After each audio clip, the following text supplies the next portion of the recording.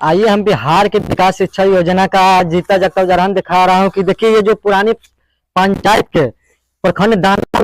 जीता जागता उदाहरण ये है कि जो ये कलवा है ना, ये हरा हरा पानी देता है। ये कलवा इसलिए हरा हरा पानी देता है ताकि बच्चा लोग लगे ना, तो वो भगवान भरोसे है।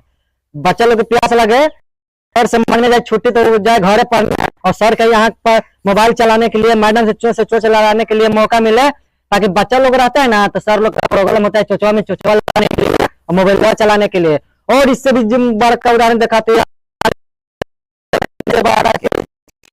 को पानी पीने के लिए यहाँ पर मोटर हलवा दिया गया है। मोटर इस प्रकार है ना कि तो हर हर ना पानी देता है, ये और पूरा दाहर कर देता है पानी की, ताकि बच्चों को इसमें हैंडल मारने के लिए बच्चा काम है और इसमें टाइम गंवाने पड़े। अब देखिए पानी स्टोर करने का